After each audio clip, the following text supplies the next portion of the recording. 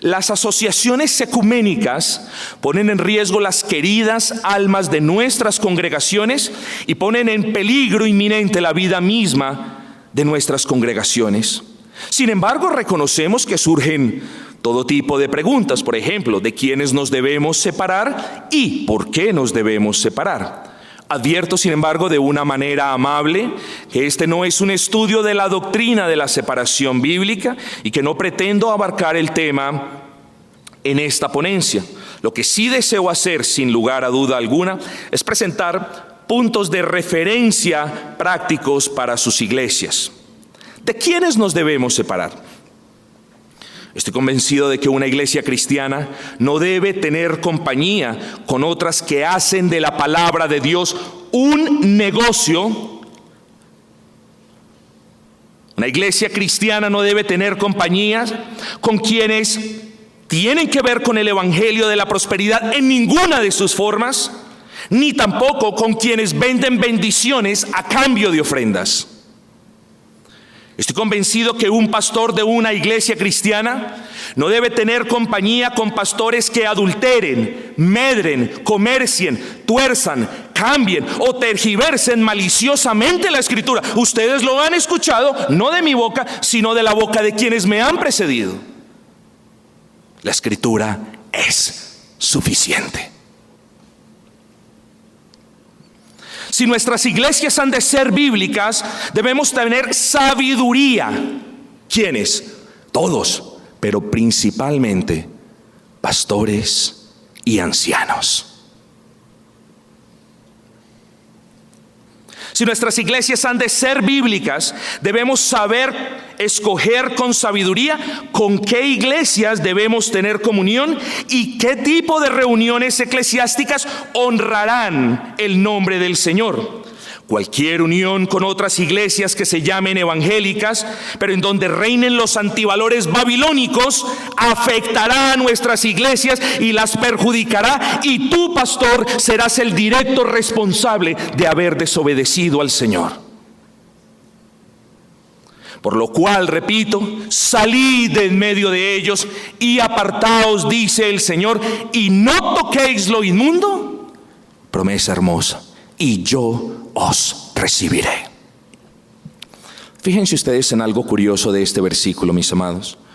No es suficiente no entrar en alianzas ecuménicas, sino que es menester alejarnos de quienes son ecuménicos. ¿Y a qué nos referimos entonces?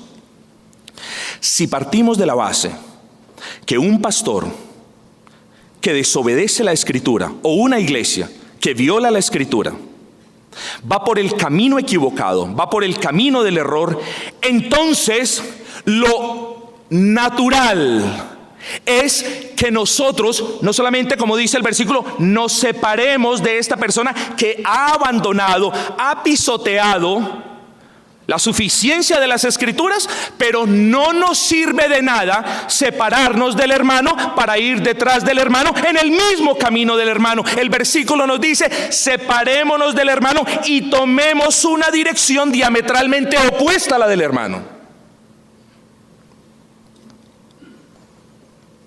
Esa es la orden. Salid en medio de ellos y apartados. Pero muchos podrán decir: eso no es amor. Muéstrales tu amor. Pon tu caluroso brazo alrededor de pastores que han abandonado el principio de la suficiencia de las Escrituras. Muéstrales tu amor por medio de la tolerancia a sus errores y ellos van a cambiar. No, eso no es lo que manda la Escritura. Eso es lo que dicen los hombres. No toquéis lo inmundo. Salgan de en medio de ellos y apártense. Amados, para mí no es fácil decir eso. Y son palabras fuertes, pero una iglesia, si ha de ser bíblica, o se somete a la Escritura o mezcla la Escritura con lo que él piensa. Quizás tú puedas decir: pero ¿cómo te vas a separar del hermano pastor si es un cristiano? Cristiano, un pastor que niega la suficiencia de las Escrituras y dice: bueno, la Escritura sí es la palabra de Dios, pero bueno, yo también puedo hacer estas cosas porque no son malas. Cristiano, un pastor que manipula a la congregación para obtener de ella ganancias deshonestas? ¿Cristiano un pastor que engaña a su congregación prometiendo algo que el Señor no ha prometido en su palabra? ¿Cristiano un pastor que maliciosamente asegura a sus congregaciones prosperidad a cambio de dinero?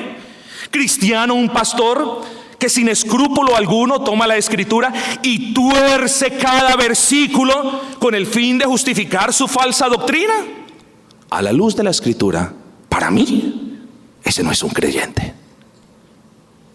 Apartaos de ellos.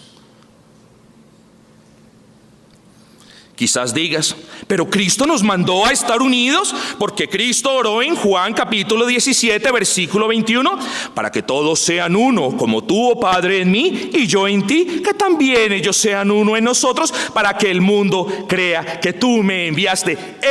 Mis queridos hermanos y amigos, este ha sido uno de los versículos que han tomado los ecuménicos modernos y lo han manipulado como han querido. Esta es la oración sumo sacerdotal del Señor Jesucristo.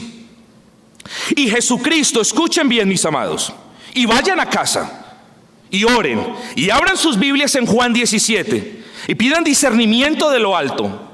A ver, si el Señor Jesucristo estaba orando por una unidad visible entre todas las iglesias, sin importar qué es lo que tú creas, o si el Señor Jesucristo estaba orando por una unidad de personas creyentes basada en la verdad y separadas del mundo. Yo lo desafío. No me crea a mí. Vaya a la Escritura. Esta oración describe la unidad invisible e inquebrantable de quienes por la gracia de Dios están en Cristo. Y no una unidad visible sin importar si estamos en Cristo o no estamos en Cristo. Queridos hermanos, es por medio del Espíritu de Cristo por el que tenemos un mismo sentir. Es decir, es por medio del Espíritu de Cristo por el que los verdaderos creyentes aman, obedecen y defienden la bendita verdad del Señor. Y gracias al Espíritu de Cristo, una iglesia bíblica jamás se atrevería a negociar o a transar con la Escritura, ni a jugar con su suficiencia. ¿Puede una iglesia evangélica? Ahora, nos hacemos la pregunta. ¿Puede una iglesia evangélica que contienda por la fe estar en unión ecuménica con una iglesia evangélica que ha abandonado la fe? ¿Puede haber eso? Oh, yo voy a luchar por la fe. Oh, yo soy un defensor de la fe. Pero mis asociaciones son con quienes están vituperando el nombre de Cristo por medio del abandono a la suficiencia de las Escrituras. ¿Puedo yo juntarme de manera pública con estas personas? Una iglesia bíblica es una congregación, ¿cierto? Es el conjunto de los redimidos del Cordero que busca ardientemente contender por la fe que ha sido una vez dada a los santos, y que entiende que no puede contender por la fe dada a los santos y a la vez estar unida con quien juega y comercia con la fe de los santos. Una congregación que crea que puede contender por la fe cristiana y que a la vez puede tener comunión con otras que hacen de la fe cristiana un espectáculo circense, una plaza de mercado, una cueva de ladrones o una pirámide al mejor estilo DMG, es una congregación que no podrá ser llamada una iglesia bíblica, sino que debería, tremendas estas palabras, debería ser titulada una sinagoga de Satanás. Una iglesia bíblica es una iglesia que busca comunión con quienes aman al Señor y obedecen su palabra, y compañerismo con quienes también estiman rectos los mandamientos de Dios y aborrecen todo camino de mentira. Salmo 119, versículo 128. Si el salmista nos da ejemplo de amar los mandamientos y de aborrecer la mentira, ¿cómo podremos tener unión, mis amados, con quien aborrece los mandamientos y ama la mentira? Querido pastor, finalizo este segundo síntoma parafraseando lo que algún día dijo un famoso pastor: si queremos la unidad a toda costa, o bien nos veremos en la obligación de limitar la predicación de ciertas doctrinas para unirnos a quienes no creen en ellas, o bien nos veremos en la obligación de limitar nuestras compañías en el Señor para defender con vehemencia en las doctrinas que creemos. ¿Qué vamos a hacer? ¿Vamos a dejar de predicar las doctrinas para no ofender a alguien o para tener comunión con alguien? ¿O nos vamos a separar para poder defender con vehemencia, con amor por supuesto, con argumentos desde luego, esas verdades por las que murieron los apóstoles, los profetas y muchos hermanos en la iglesia a partir del primer siglo? ¿Qué es lo que vamos a hacer?